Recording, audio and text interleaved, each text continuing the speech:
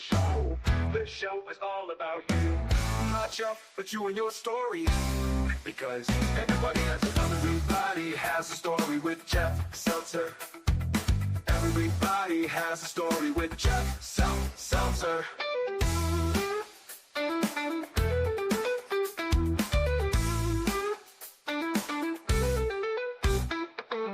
Brought to you by JeffSeltzer.com. Hello and welcome to Everybody Has a Story with Jeff Seltzer. I'm your host, Jeff Seltzer, and this is once again my own personal midlife crisis. This is episode 70, which is pretty exciting, which means we're 70% of the way to 100, which is a pretty cool fact, I guess. I don't know. Maybe it is, maybe it isn't. Anyway, I got two guests on today who generally go way over in time, so I'm going to keep my opening short. So real quick, want to drop the plugs here. So as always, you can check out the show on Instagram at Everybody Has a Story Pod. YouTube is at Everybody Has a Story Pod. You can email the show directly at everybodyhasastorypod@gmail.com. For all things Jeff Seltzer, you can always check me out at jeffseltzer.com. Everybodyhasastorypod.com is also another fun place to go. We're on all podcast platforms, video on Spotify and YouTube, audio on Spotify, YouTube, Apple, iHeartRadio, Amazon, Pandora. Anywhere you can find a podcast, you could probably find this one. And before we go any further, also quick shout out to Claire, who's been listening to the episodes and loves Daniel Pods. So Claire, hope you're listening and hello. With that said, I'm going to bring in my two guests for this week. I'd like to bring in both Daniel Ireland and Marcus Perkal. Gentlemen, how are we today? Doing well. Good to see you, Jeff. Good to see you as well. Thanks for having me, Jeff.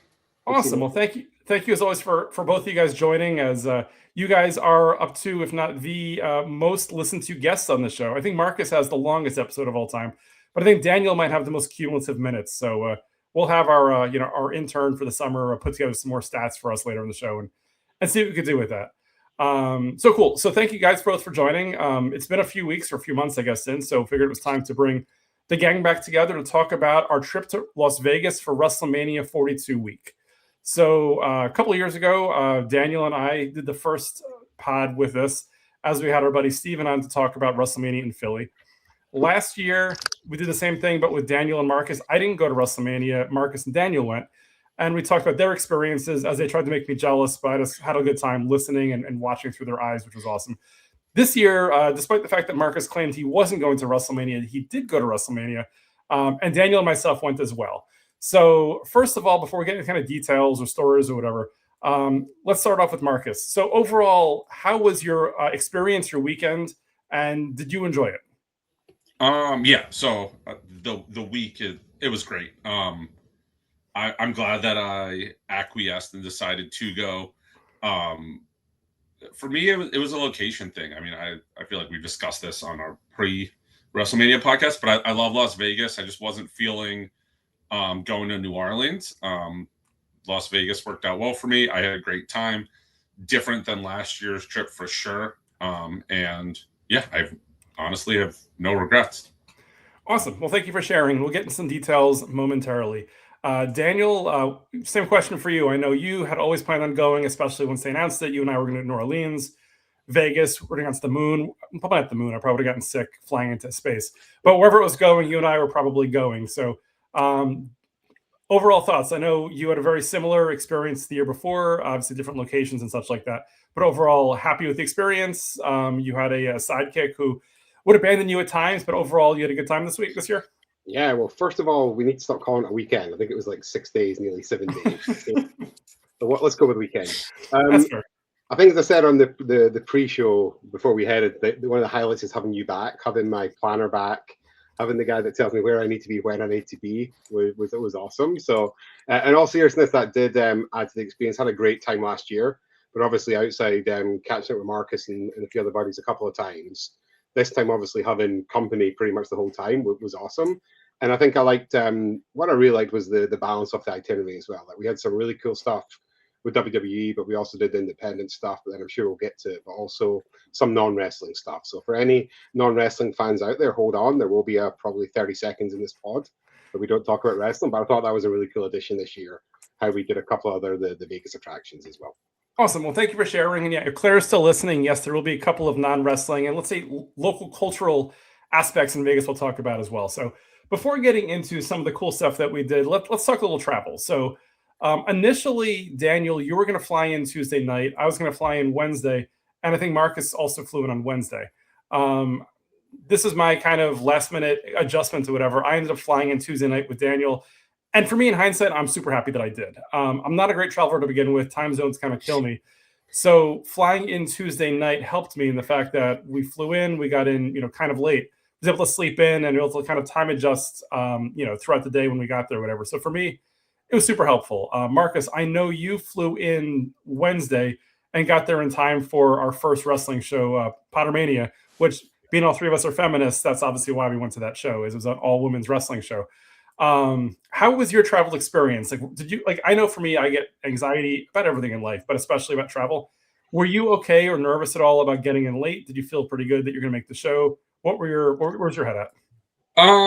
It was a pretty worry-free travel day there. Unfortunately, based off of where I live, it is tough to get direct flights places. So I had a layover in Nashville. But when I'm booking my flights, I'm very cognizant of that. And while, once I'm at the airport, I'm pretty chill and laxed.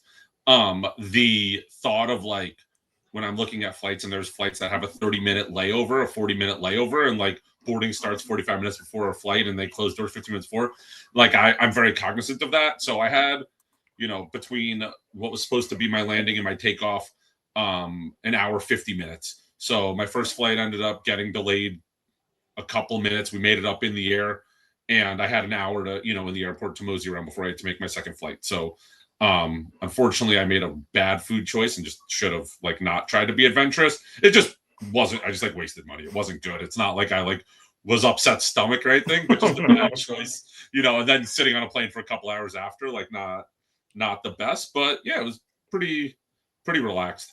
Nice. And then you flew in, you stayed at, was it the MGM hotel? Is that right? The MGM Grand, yeah.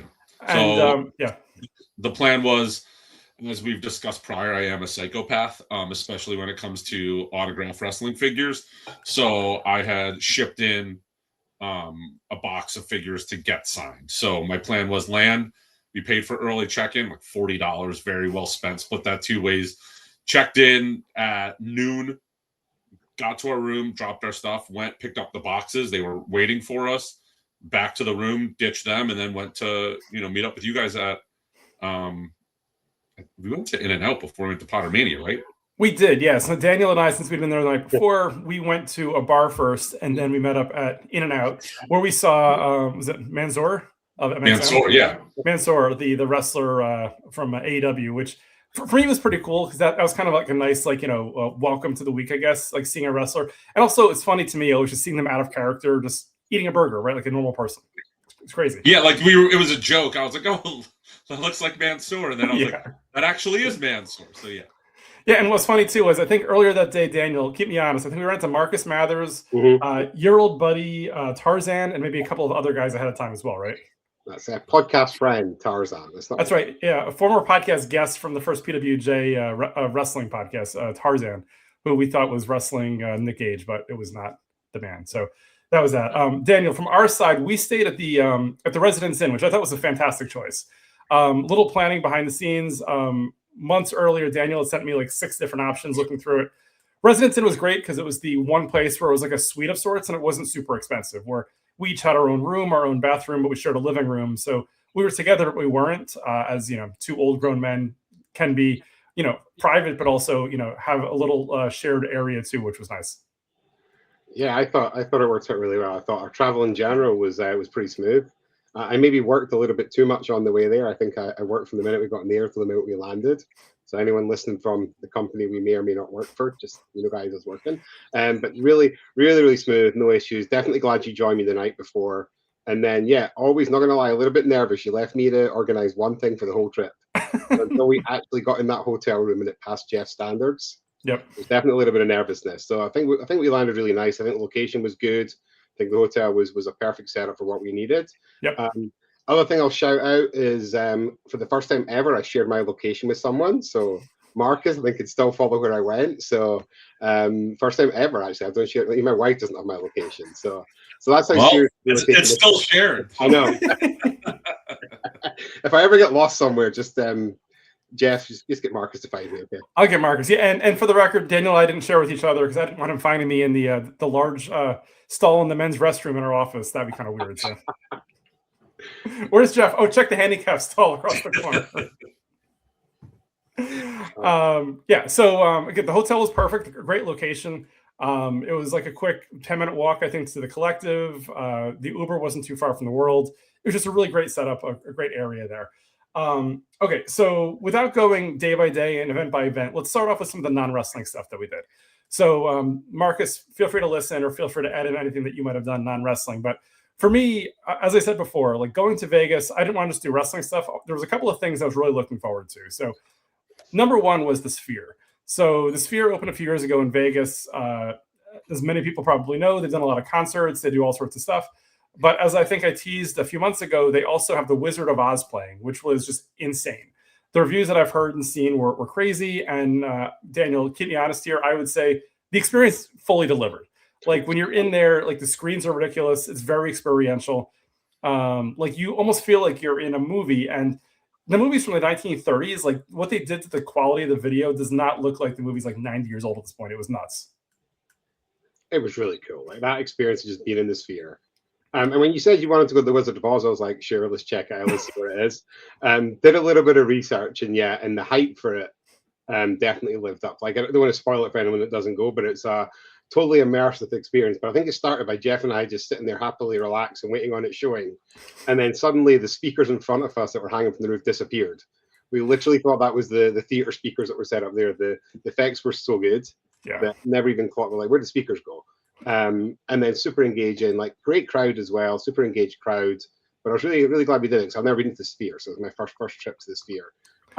Standing outside and watching Formula One in the past, so to actually finally go in was super. Awesome. Yeah, so I loved it as well. I would say anybody in the Vegas area definitely go see something at the Sphere. Either see the Wizard of Oz, or I know the Backstreet Boys are coming back. And there's other concerts that are going to happen as well. So definitely go out of your way. It's a little pricey, but it's definitely worth it. The other thing I would say that I did, which I thought was amazing, and Daniel joined me in this as well, was Universal Horror Unleashed. So as most listeners of the show know, every September I go to Orlando for Universal Studios Halloween Horror Nights. And about a year ago, Las Vegas opened up their own Universal year-long attraction. So basically, Horror Nights in Orlando and Hollywood are open about 2 or 3 months out of the year. This is a 12-month thing where it's always open. And I think they are going to start rotating some of the houses.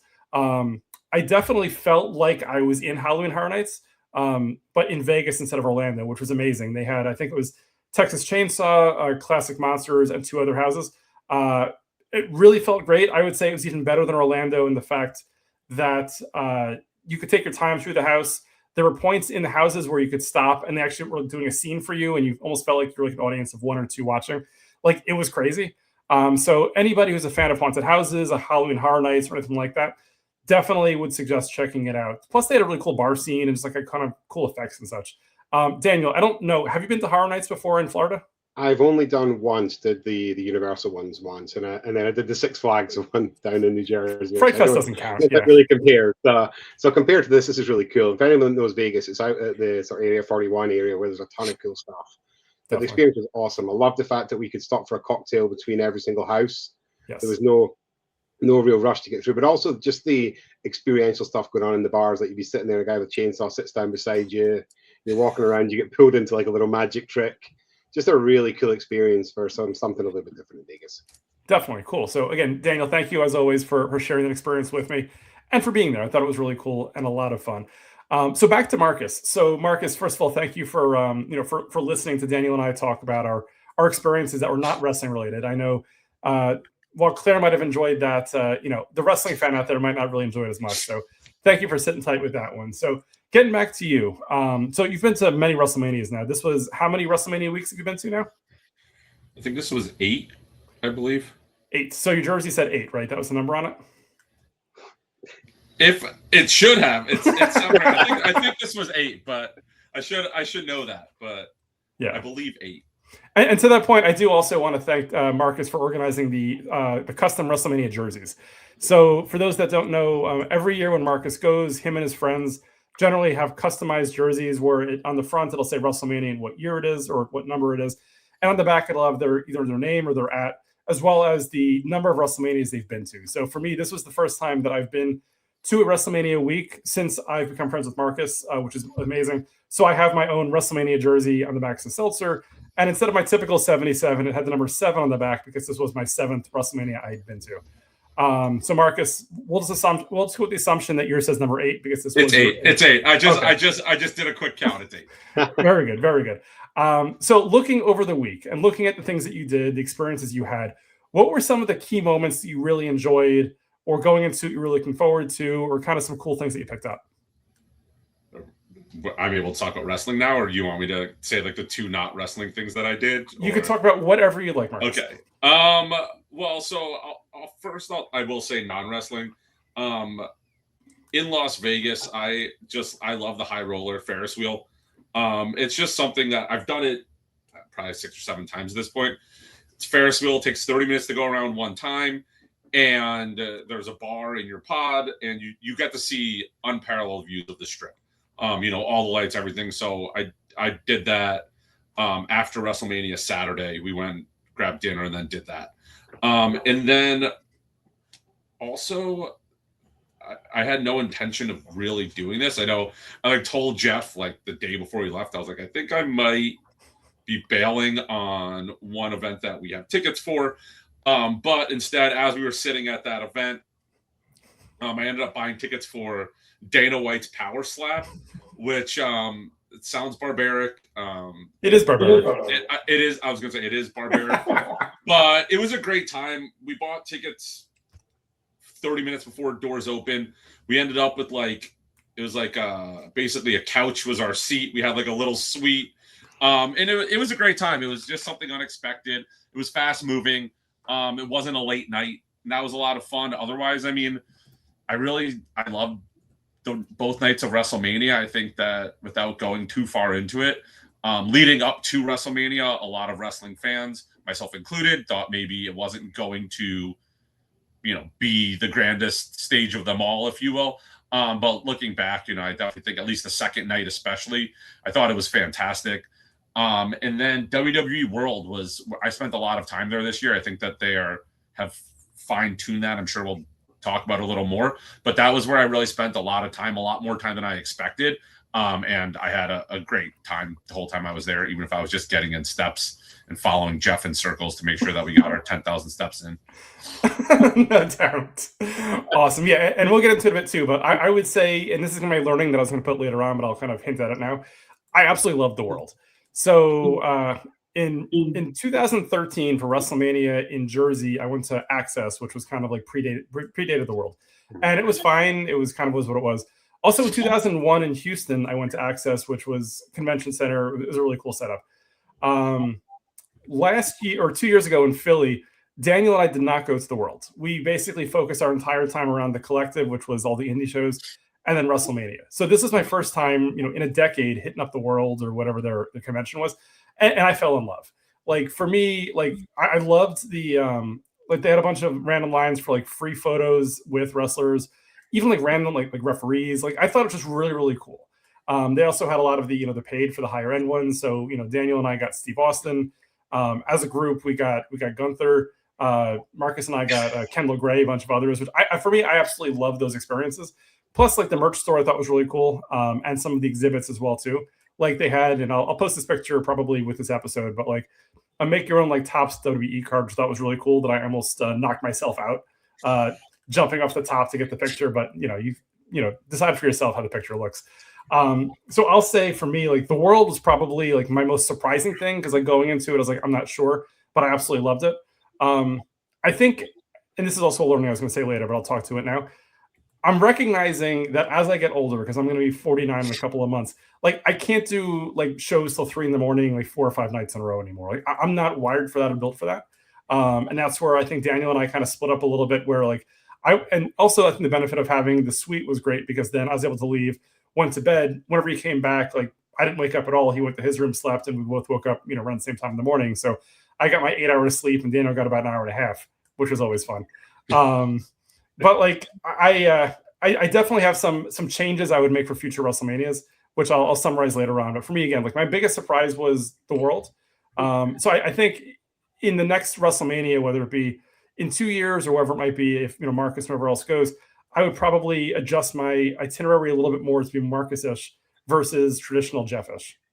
Well, I mean, I did without, going on like a whole rant. I did adjust my itinerary, Jeff, and I mean, Daniel also, as we were, talking in the lead up.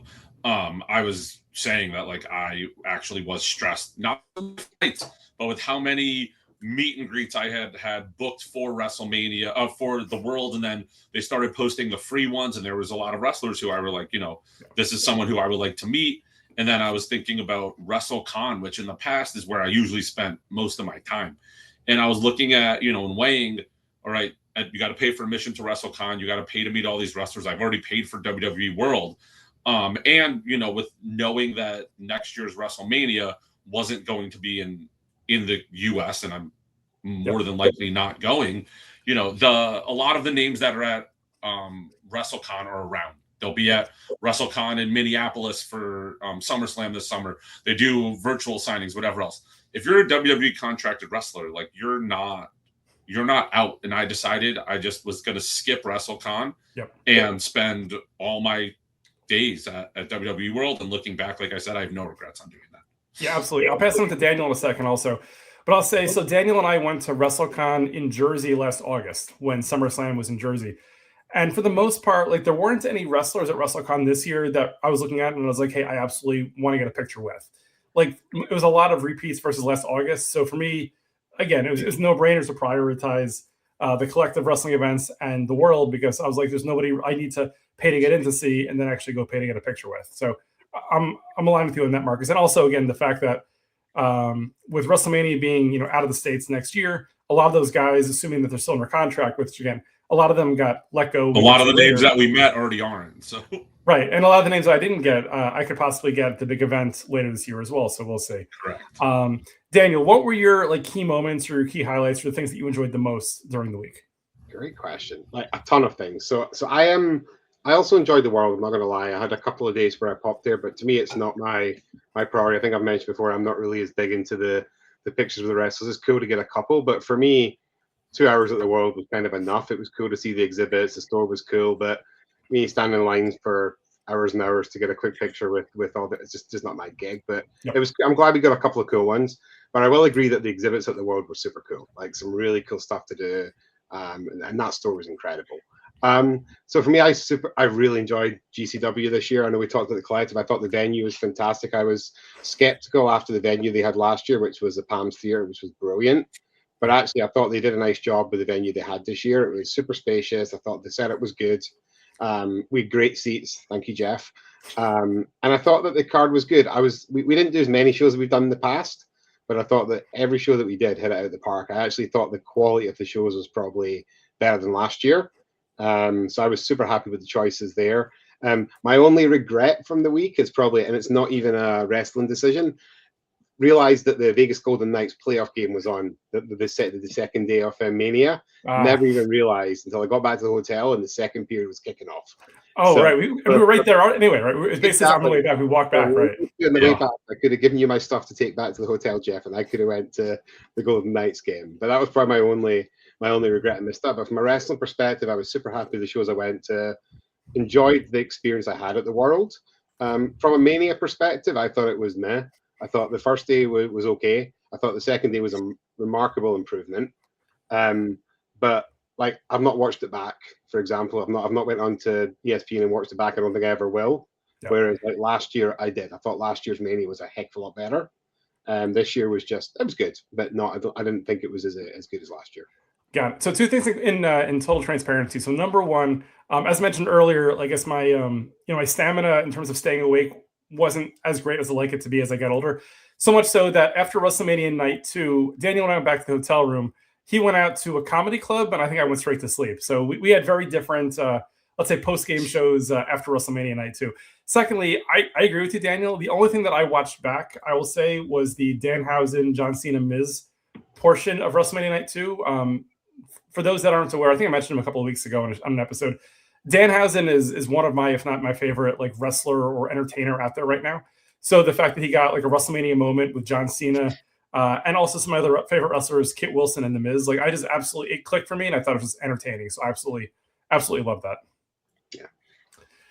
Yep. Marcus, you actually, so while Daniel and I flew back on Monday, you also flew back on Monday, but you flew back much later Monday. Do you want to talk through your experience and even your experience at the airport as you're waiting for your flight? Yeah, so I took the red eye back Monday night. I believe my flight was at like 11:30 or something like that. So 11:30 p.m. So I went to WWE World on Monday, dropped off my boxes, to ship out, went to WWE Raw at the T-Mobile Arena at 5 o'clock. We were out of there before 8, went back to the hotel, grabbed our, we kept our room that day. I had gotten such a good deal on hotel, which honestly ended up making, I think, my trip even better was the hotel that we were in. And so we kept it for that day so we can go chill at the hotel for a little bit, charge up, headed to the hotel around the airport around 9 o'clock. Spent some time in the Chase Sapphire Lounge, probably a little too much time. And then as I walked over to my gate, I realized that at the gate next to me, leaving about 15 minutes before me, was a flight to Orlando, which that's where WWE, a lot of the wrestlers live. And I was just sitting there watching probably I would say 40 or 50 WWE wrestlers get on this flight. And I didn't, stop anybody. At that point, they were all exhausted and, whatever. But I had fun just watching it and texting Jeff like as everyone was coming in. But yeah, so that was the end of that. And then I, took my red eye again, had a layover in Nashville. That was a little longer, definitely felt a little more daunting. I think I was there for like 2.5 hours ish. But I got like a minute suite and hung out for an hour there, charged up, and then got on my flight, and I was home by noon and went to pick my kids up at school after. Nice. Look, Mr. Dad comes back from his trip and is fully awake and is 100% on, I'm sure, at that point, right? Well, on enough, and then I took off Tuesday so I can recover it. Get that day to myself. Totally get that. Almost as cool as my celebrity spotting at the airport, Jeff, though, isn't it? Oh, yes, absolutely. So I'm gonna post this picture also, I think, too. So for those that aren't aware, I think I shared it's my personal Insta, but not to the actual show Insta. So we get to the airport on Monday to get ready for our flight. I go to check my luggage, not a problem. Daniel gets his tag. He's standing at the desk talking to somebody, and to Daniel's right, about like 5 feet over, is an HO by Ric Flair. So I got a picture of it. I posted it up somewhere or whatever. I was like, oh, look who photobombed Daniel at the airport. And it's just Ric Flair just kind of like just doing his own thing back there. It was very funny, I thought. It was really cool. And I had no idea. I didn't even spot it when I was standing talking. So. Yeah, Daniel had no idea, I think, until after it was over as we're walking away. I showed him the picture, and he's like, oh, wow, look at that. So he got himself a free photo op with Ric Flair, I guess, which was neat, right? Yeah.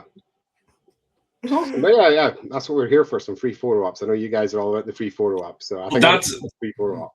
That's what I was going to mention. So just, it doesn't fall into like one of my, like, it wasn't planned, I should say, but, just to give a timeline here, as Jeff said earlier, like I said, I wasn't going to WrestleMania this year. WrestleMania was announced for New Orleans, end of February of last year.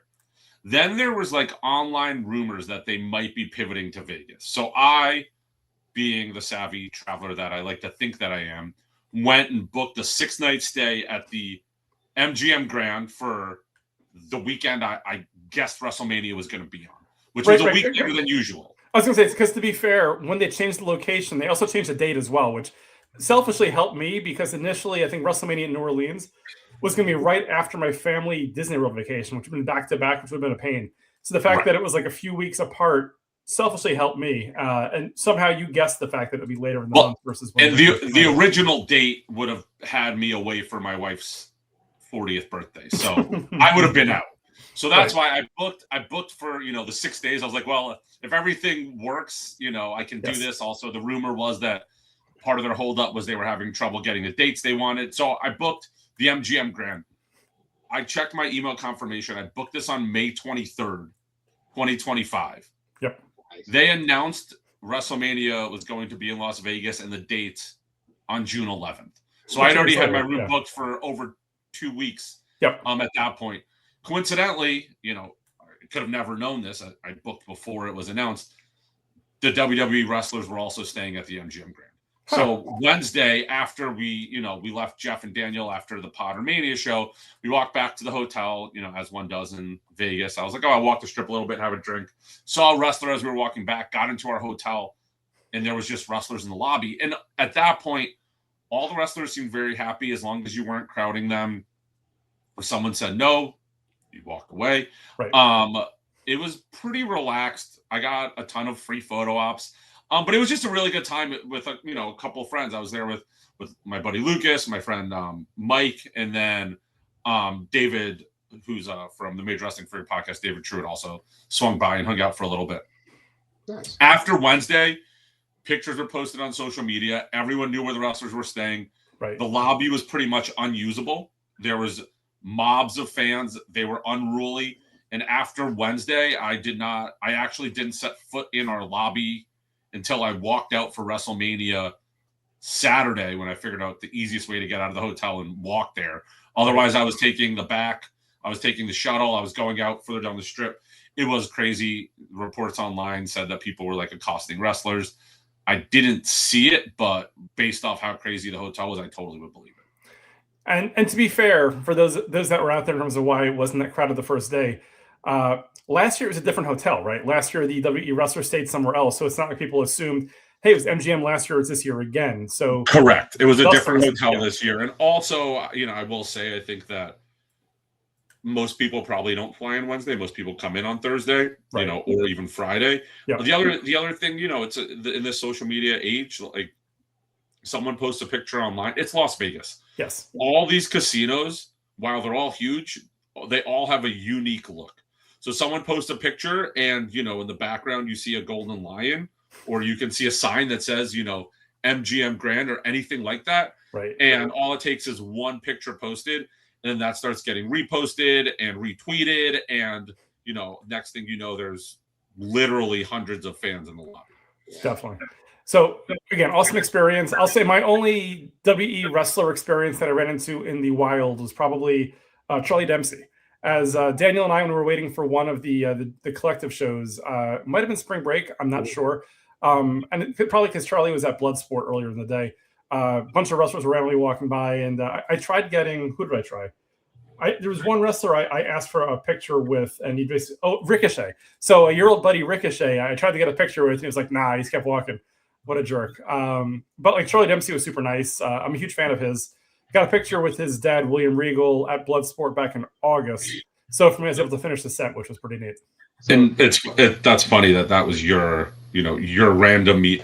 Charlie Dempsey, Lucas, who I stayed with and who I did my whole trip with, one of his biggest wants he wanted was a picture of Charlie Dempsey. So that was a focus of making sure that we were at WWE World when he was a free spot. And then I don't even know if they ended up posting that. I don't think he was there, but we walked back from Pottermania Wednesday before we got to the hotel where we saw all the wrestlers, which he ended up being. We saw him walking the strip. We were just having a drink and, approached him, and he was a super nice guy. Yeah. And we took some pictures at one of if you from over the Vegas Strip, there are these overpasses for pedestrians, and we have a picture of him. You can see random sites behind us. Nice. So in my role as ex-host of this show, do I get a couple of questions for you guys? Is that okay? Always, of course, yeah. But before I go any further, though, I did want to, and I'd be remiss if I didn't, thank Daniel for his fantastic photography abilities, skills, and his energy to take pictures. As he's become my official/unofficial photographer for these trips. So Daniel, who doesn't like to get pictures of himself taken that often, is always very giving in terms of taking pictures for me and of me. So thank you, Daniel. It's a lot of pressure, I'm not going to lie. Cool. So question for you two, obviously you guys are massive into your pictures. Who is the one that you guys were most excited to get? What was your favorite? Brett Marcus, you want to go first? No, you can go first. Okay. So for me, I'll say the Steve Austin picture was probably one of, if not the. I have a massive collection from the last 30 years or so, and he's one of the biggest names that's still living that I never got. And I'd never been to a convention or a show where he was there doing pictures. So it was not cheap. But Daniel and I think it's a fantastic picture of me, Daniel, and Stone Cold Steve Austin at the World that we paid for, which was really cool. There's a few others I loved as well. One of them specifically just for kind of like the event and what it was. So Paige re-debuted at WWE at WrestleMania Night 1. And then they immediately pulled her from WrestleCon and had her do paid signings at Sunday's World event. So I immediately bought a picture with her wearing my WrestleMania 42 jersey. So it kind of commemorates like her return. It's a picture with her. I got a picture with her a few years ago at a convention with one of my daughters. So I was happy to get this one. The one picture I will say that I did miss getting, but there's nothing we could have done about it, was, and we were supposed to have a group photo with Cody Rhodes. This was the second time that Daniel and I got shut out with the Cody Rhodes picture, as at AEW Wrestling back in 2022, we had paid $70 for a pre-show photo op with Cody. He ended up no showing because of, I don't know if he had COVID or if someone in his house had COVID or whatever the deal was. So instead of getting a picture with Cody, we got pictures with the Captain Sean Dean, Thunder Rosa, and Mark Henry. So, I mean, at the time, it felt like a good 1-for-1 or 3-for-1 just from a value perspective. But looking at it now in terms of what the three of them cost versus what a Cody costs, it's like night and day. I think my Cody photo ops are probably cursed at this point in the fact that if we try again, something else will happen. But with that said, I did miss it, but it was what it was. So as a group, we ended up getting a picture with Gunther, which ended up leading to a kind of funny story, I think, anyway. So I was happy with our group photo of the three of us plus Lucas and Gunther. Yep. I would say Randy Orton, for the same reason that Jeff said, Stone Cold Steve Austin. He is one of the biggest names in wrestling that I've never met before. I would say Jey Uso, for a similar reason, especially also, being at WrestleMania 41 where he had his, career moment, so being there for that. The Miz, for a similar Cody reason, although I was able to get this photo. I have taken a picture with The Miz 2 other times. The first time, I don't know who took it. It was like, we were like in an environment. It was for a charity event before WrestleMania 29, I want to say. And I was like with a group of friends, and somebody took the picture of me and The Miz, and after the event got lost in the shuffle. This was, like when we were still using cameras, and I just never got it. And then I saw him crossing the street right after John Cena's last match in December, and I took a picture with him that is just beyond blurry and not fixable. so to get that done, is great. And then the other one is Matt Cardona, who I have countless pictures with. That being said, he is now back in WWE as Matt Cardona, not as Zack Ryder, his prior gimmick. And, for me and Lucas together, who are, two big fans of the Major Wrestling Figure podcast, to have a picture with Matt on like an official WWE backdrop, was something that I really appreciate. When he wasn't with WWE, every year at WrestleMania, we were going to the live podcast and, getting a picture with him anyway. So I felt like it was kind of like a full circle moment to get a picture with him in a WWE backdrop now that he's back with the company. That's right. Cool. Awesome. So real quick, actually add from the photo perspective. So there were a couple of the pictures thinking about too. So Daniel and I had gotten the suite package for WrestleMania, and we got a bunch of wrestlers that came to the suite across the 2 days. So what I'll say is, similar to Marcus with The Miz, this was my first Miz picture that I got because The Miz came to the suite. And the awesome thing about it too was I got a picture with The Miz, which was awesome. The Miz, I'm sure in real life, is friends with Paige, and he was in the suite with us, I think, when Paige made her surprise return. Yeah. So he probably knew she was going to come out, but like he was definitely playing up that, oh my God, it's a huge surprise. I can't believe it. And then he dropped the data point at the end that she's the first person probably ever that her 2 debuts or returns with the company won a title in both matches, which was a pretty cool data point there. Also, similar to you, saw Matt Cardona and Chelsea Green came to the suite, which was neat. Daniel's favorite Jimmy Hart came the second day, which was what it was. But no Joe Hendry, so the world was a good place. Yes, unfortunately, Noam Dar didn't show up either, so maybe next year we'll get him. Last things also about the world, I would say. So, like I said before, I enjoyed a lot of the free photo ops. So, Pete Dunne, who is wrestling under a mask as one of the Grande Americana guys, he did a photo op, which I thought was really cool because it's one of those things where, I've got a picture, I think with Pete Dunne from last year, but to get him like in gimmick with the mask, I thought was really neat. pictures with the referees. So like Jessica Carr, one of the main referees nowadays, like she did Photo Ops the World. That was neat. And a few others of the free ones too. Sam Roberts was a fun one too, which I try to get with him whenever I can. What I will say blew me away about pictures at the World, and this is where kind of I overthink the situation and get nervous and anxious, but like it just works as it's supposed to, was so the way that it generally worked when you bought a paid photo op at the World was when you're about to get your picture taken or before, they would scan a QR code on your phone. Then you get your picture taken, and then you go to the table and pick up the picture. Then they scan your QR code and they scan the picture. And then all of a sudden, if you bought the digital, it's just immediately emailed to you.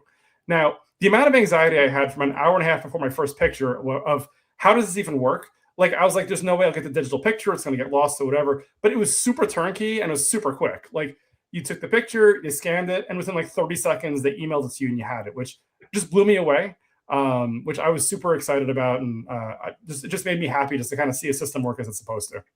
So I actually learned something really interesting, and it is a seamless process. It's Epic Photos does it. Not to give out free plugs on your podcast, but I just did.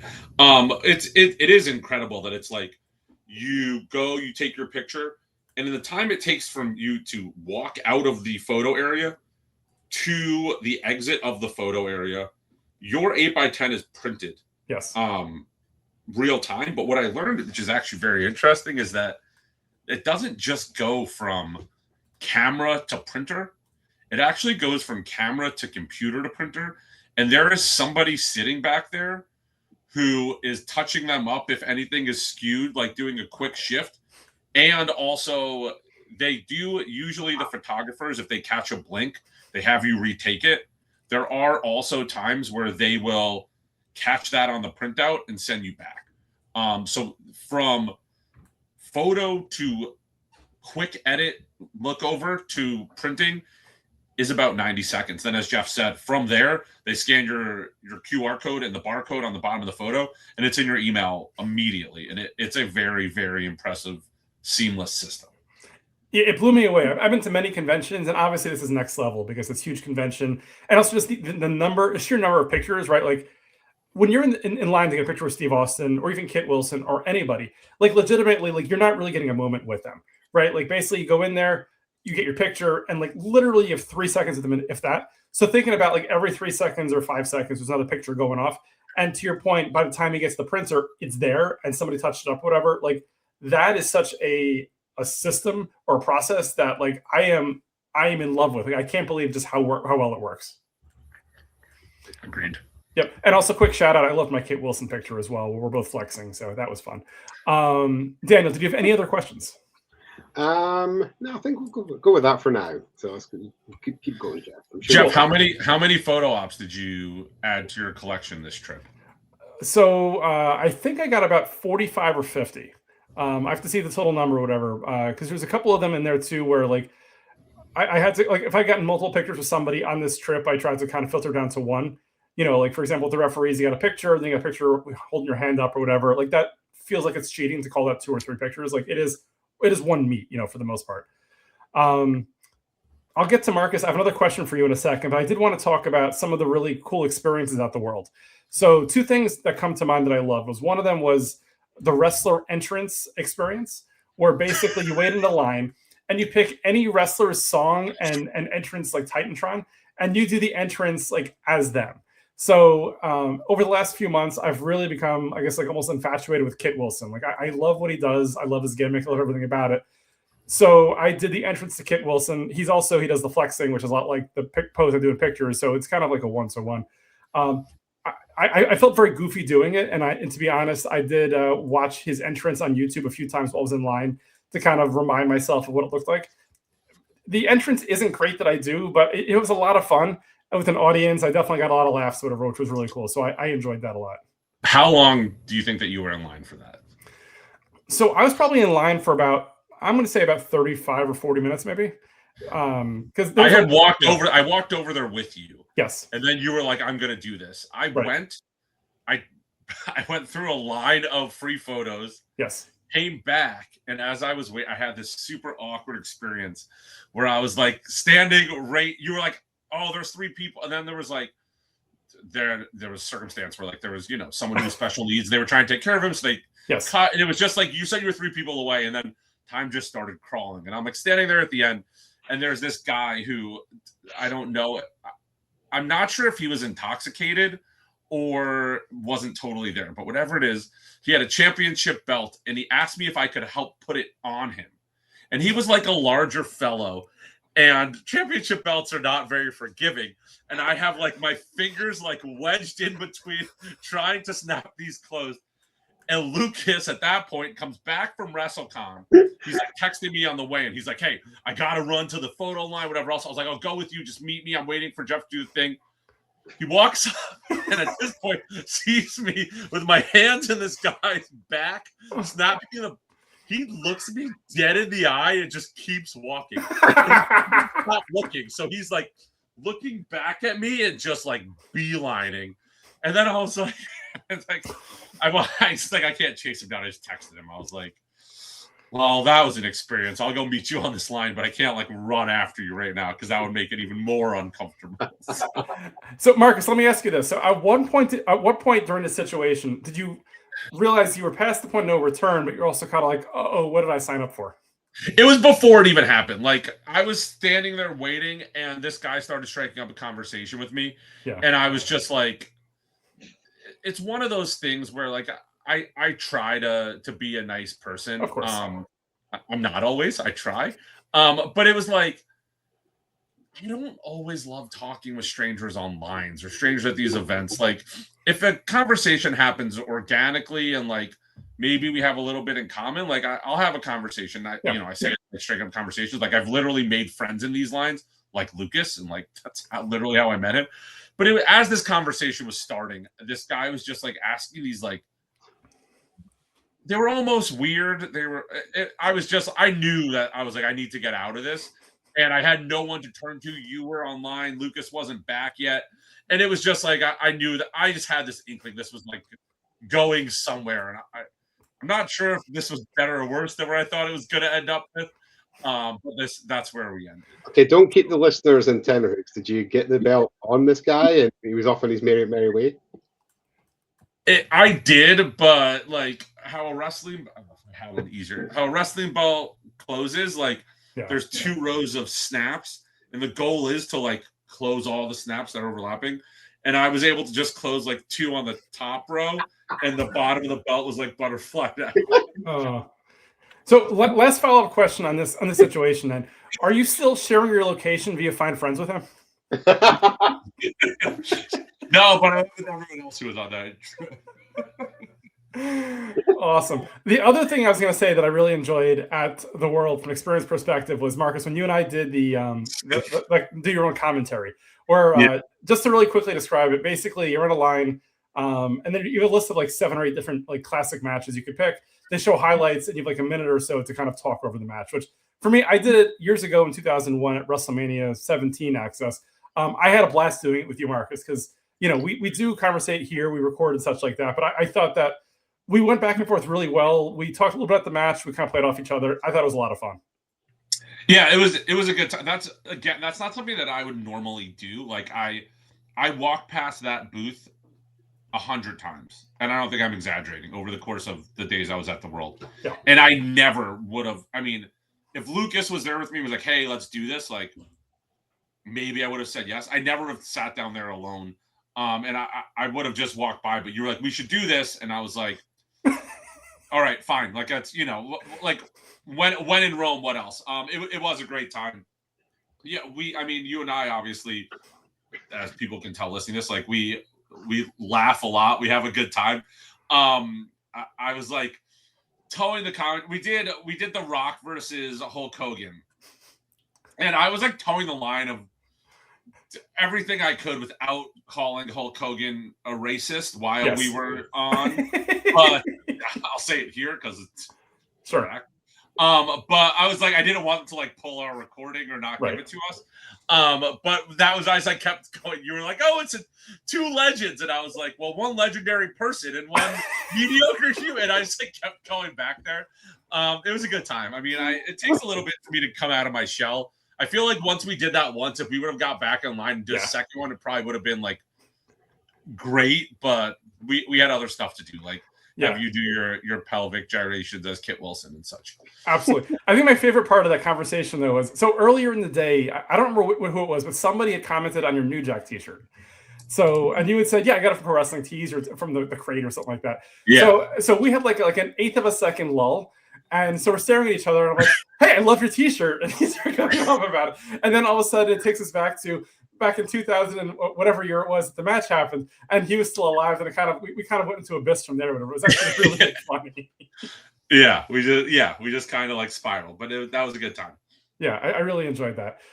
So we are running late in time. So a couple of things I still want to get over with this here. So Daniel, of these souvenirs that you purchased or you experienced or whatever, what are you most excited about, proud about, or what do you like the most? Okay, so first of all, proud of.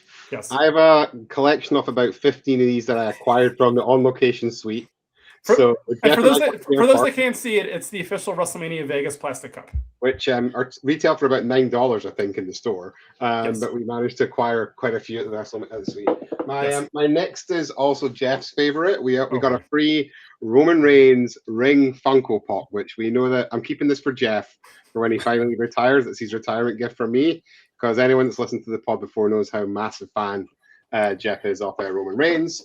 And in all seriousness, the coolest thing is every GCW show that I go to where they do the event posters and get them signed, I buy them. So I've probably got about 30 or 40 of them now, but I actually managed to get the signed event poster from all of the shows, but Spring Break is really cool because I think it's the first time Brody Lee Jr.'s ever signed anything that I'm aware of. Nice. Like from a GCW, like I was gonna say outside of a friend of the show, Lucas's 2-pack. Yeah, from a poster perspective, I don't think he's ever done any GCW pictures before. So, but some cool auras on here. The Invisible Man did not autograph it, that I'm aware of. No, Daniel, if you look closely, he used Invisible Ink. He did sign it. So I can't see where he signed them. I'm sure he has, but no, but that's probably my coolest. But I bought one for, I think they had one for this, and then a couple of the other shows that were there. So I got all three of those. But that's probably my favorite piece I purchased this time. Awesome, very cool. So thank you for sharing. That's really, really cool. Marcus, how about yourself? I know, as you said earlier, you shipped a bunch of stuff in to get signed. I'm sure you also bought a bunch of stuff there.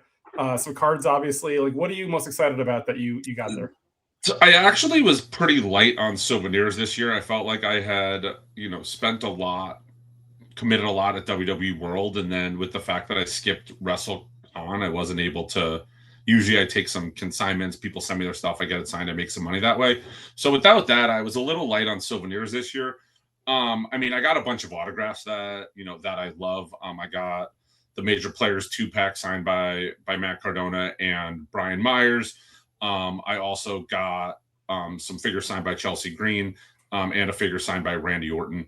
But I would say of like things that I didn't ship there and then get signed and sent home was they were selling a box of exclusive cards at WWE World. It's called WWE. It was Topps Chrome Logo Fractor is what it's called.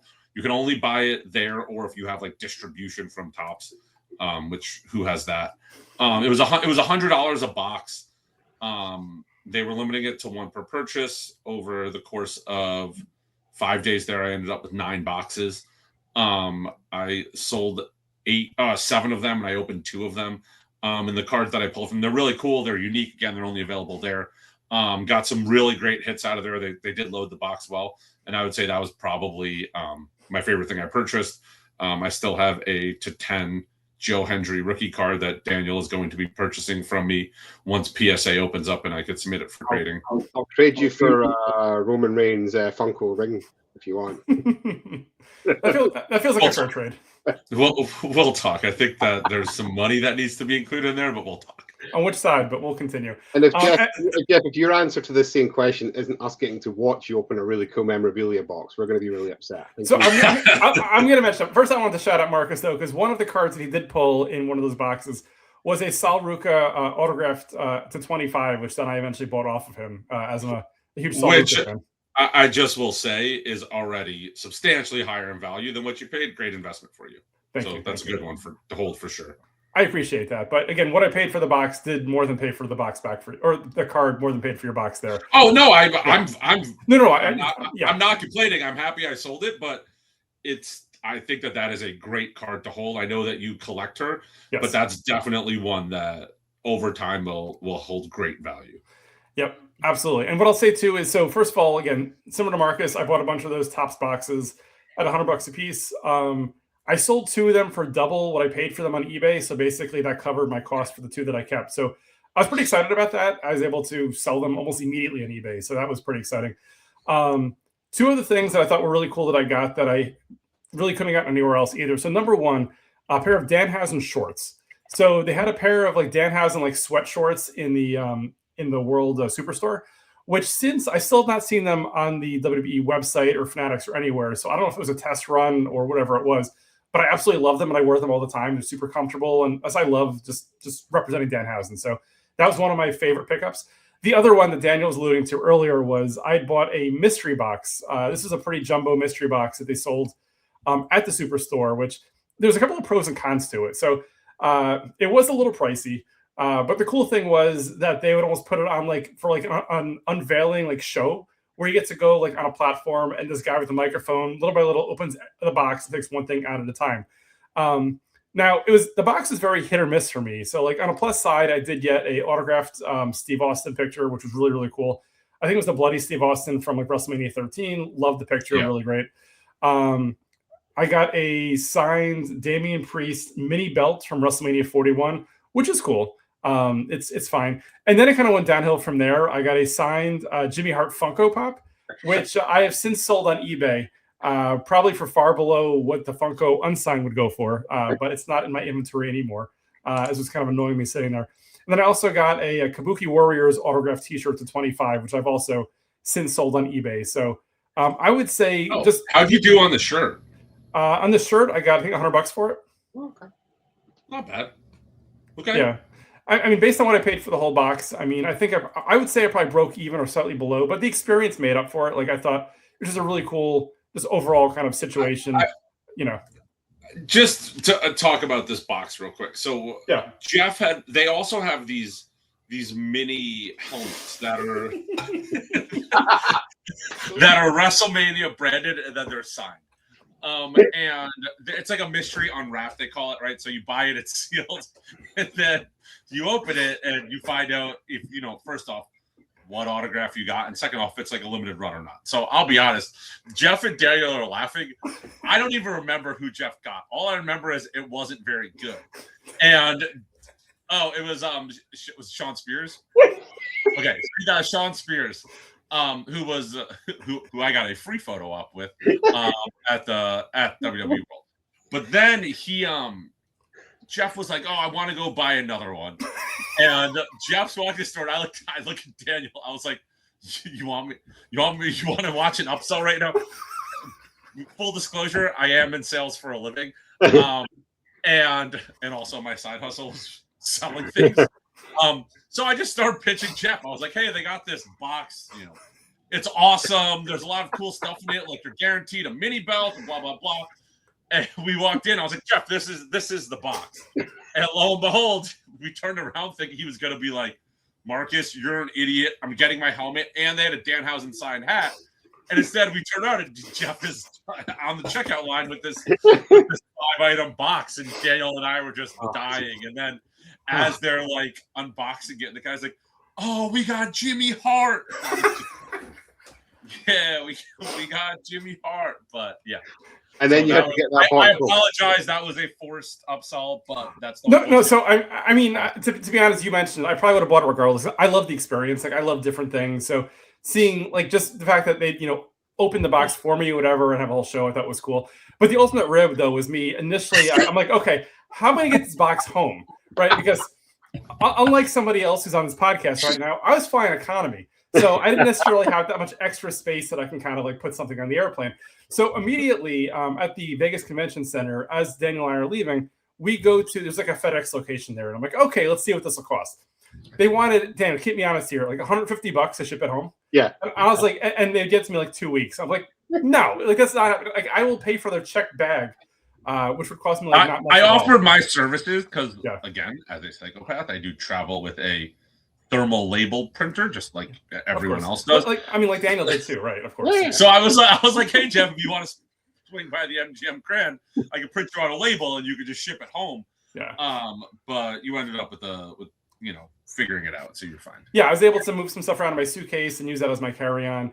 And apparently, if you sit in economy plus, they'll look away when you bring the extra bag on the flight sometimes too. So or a large black box. It worked out pretty well. We are running towards the end of time. So last question I have for both of you guys before we call it a day.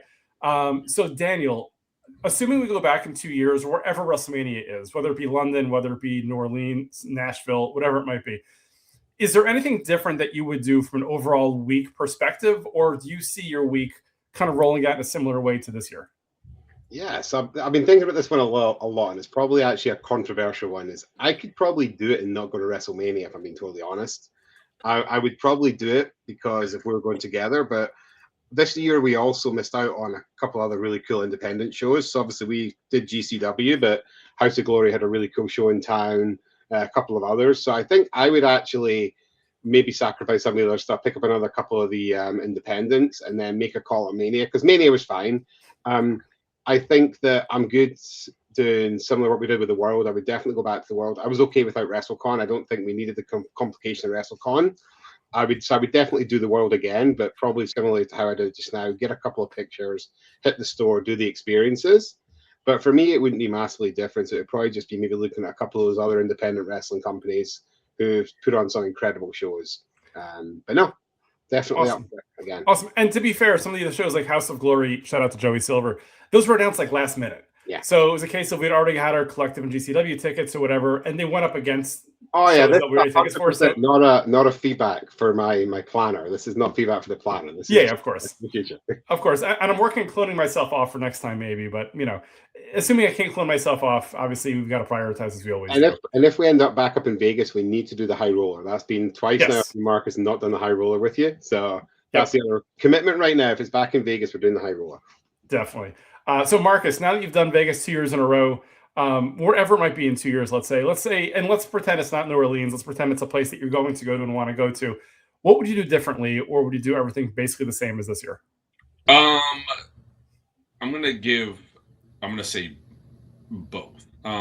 If things in 2 years, if things are how they are now, meaning that this is a Marcus Perkal / Marcus Brandon getaway from, my family, from parenting and all that, I would keep it the exact same. I would go out Wednesday. That, for me, the last 4 years, I think every year on Wednesday, we end up doing something that's just a ton of fun. It's like a great, start to the trip, usually a relatively early night. This year, it was Pottermania and then hanging out in the lobby for a little bit, and, getting countless photos. So I always love that. And then I really do like staying for that Raw after, depending on, where they're located, if you can do that and take a red eye, or, if it's East Coast, I'm not that worried about travel. I would keep it the same. That being said, if things continue how they're going in my household right now, in 2 years, this will not be a solo Marcus trip. I will have my then 7-year-old, currently 5-year-old daughter, Lexi, in tow, which I think would then be a very different trip. Definitely shorter, because she can't miss 3 or 4 days of school to go to WrestleMania. Right. Also, obviously she needs sleep similar to Jeff, so she can't be out till 3 a.m. and then wake up at 7. So I think it will be a bit lighter. And that's honestly part of why I did this trip, how I did this year, as long as I did, committed to as much as I did at WWE World, because if I do go in a couple years and my trip's different, because it's now I'm making memories with my daughter, that will be amazing. But I wanted to make sure that, I got that Randy Orton photo op, and that I met a bunch of wrestlers that I hadn't met before, that I want to make sure I did meet. Because she's not going to hang out in lines all day, Right. Depending on where this is, we'll be doing kid stuff. Yes. So if it's just me solo, I'll do this exactly again and have the time of my life. And if it's not, the trip will be modified, but it would ultimately be for the best, because there'll be some great memories to be had. Nice. Yeah. I mean, that's a great opportunity if you can get your daughter to go with you. Obviously, taking a 7-year-old versus taking a 40-something-year-old outside of sleeping habits is a very different experience, let's say. So totally get it. And obviously trying to make memories, and hopefully she's still into wrestling, in 2 years as that happens. For me, as I mentioned earlier, I think I would definitely adjust. I would definitely try to schedule more Worlds time, as I really enjoyed the photo ops with the wrestlers. From a collective perspective, I think I would probably just go spring break maybe. So maybe just that show on Friday is kind of like a one ticket. So instead of buying the package where I get every single event there, because realistically I go to like half of them, and even a couple of them I left early just because, you know, Jeff needs to sleep. I would definitely adjust based off of that. I mean, I definitely see a world where, like, you know, we all stay at the same hotel or do similar situations, but, you know, similar to Daniel, I think this year it was great in the fact that we did a lot of stuff together. We were cool separating whenever we wanted to. Like, it was kind of a best of all worlds, you know? Totally. Yeah. Cool. So again, thank you guys for the experience. Thank you guys for talking about it here as always. So we're officially out for next year. Is that where we're ending this pod? We're officially out for 2027. So I would say for myself, likely, if they do something in the States, not them, but like AEW and Indies, there's a chance, but I would need more details, and it have to be something that really gets me excited, wrestling wise. So it's far from a done deal at this point. Plus, to be fair, also with my older daughter starting college, I got to prioritize some time in terms of different things, and my life looks a little bit different. But I would be open to it, but it would be dependent on a couple of variables. It seems like the online rumor is that there will be like a wrestling event, maybe indie focused or AEW, potentially WrestleCon in the US. Depending on where that is, yeah, I would maybe be in. That honestly could also be a good experience for maybe I would take, you know, Lexi to that, who would then be 6. But I'm 100% solidly not going to WrestleMania in Saudi Arabia. There's no question. Agreed. I was 100% out on New Orleans because I didn't think it would be enjoyable. So for the same reasons, I would 100% be out on that. But if there is some wrestling spectacle, WrestleMania weekend in the US, I'm not ready to count myself out of that yet. Yep. And Daniel just messaged me. He said he's 110% out on Saudi Arabia. I think is what he had said was the exact quote. So he's probably not going either. I'd say I'm also out as well. Marcus, before we call it a day, is there anything that you want to plug, talk about, or, you know, put out there to the world? As always, same plugs. If you're interested in wrestling cards, what's your coworker's name? Claire? Claire, yes, yeah. Claire. This is where we talk about cards. Yes. If you're interested in wrestling trading cards, please check me out on Whatnot. If you want to buy singles, if you want to get into breaks, I'm happy to educate. It's at Marcus Brandon. Marcus is a C in it. And Marcus Brandon on Whatnot. At Marcus B Breaks on Instagram, and Marcus Brandon Breaks on eBay. That's right. And it's a solid eBay store. There's a lot of stuff up there. Not all cards. So Claire, if you're looking for barbecue sauce or stickers, you can probably find some stuff up there as well. So there is no sauce currently available on my eBay. I apologize. It's sold out. I apologize. There are stickers from Pliable though. Very cool. Very cool. I think he has some Qdoba napkins up there too, but I'm not sure.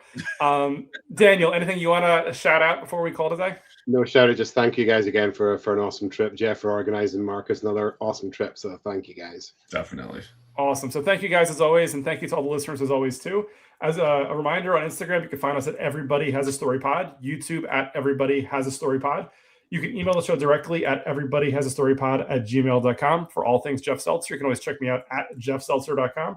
We are on all podcast platforms, video on Spotify and YouTube, audio on Spotify, YouTube, Apple, Amazon, iHeartRadio. Everywhere you can find a podcast, you can probably find this one. Back in a couple of weeks, I have a couple of cool interviews lined up. Also, we have a special 2-year anniversary show coming up very soon with an amazing guest who's probably going to replace me for the day. And also, before we drop off too, lastly, wanted to shout out and congratulate Mark.Radio for celebrating their 100th episode. For those that don't remember, me and them started exactly the same week. Dana from that podcast was actually my first guest. Since I'm only at episode 70, they're at 100. They go weekly. That means that I've skipped 30 weeks. So the math is mathing. It helps me to keep myself honest there, I guess. With that said, everyone have an amazing week, amazing time. Back soon. Follow the Instagram, and you'll see when we're up next. Take care, everybody.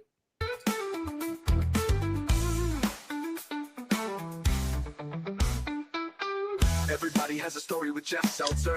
Everybody has a story with Jeff Seltzer.